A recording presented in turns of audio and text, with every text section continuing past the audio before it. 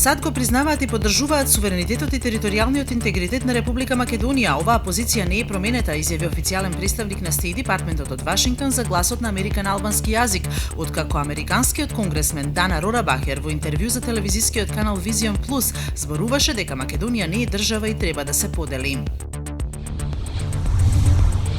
39 пратеници од поранешниот состав на собранието поднеле барање за апанажа која треба да им ја одобри новата собраниска комисија за избори и именувања. Од вкупно 123 пратеници од минатиот состав, 58 повторно се избрани за пратеници, а 24 се вратиле на претходните работни места.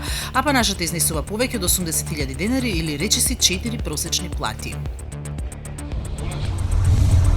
Во 30 градови ширум Бразил полицијата започна штрајк, при тоа одбива да ги спроведува законите и да ги штити граѓаните, а последиците од оваа анархија се застрашувачки, објавуваат денеска странските медиуми.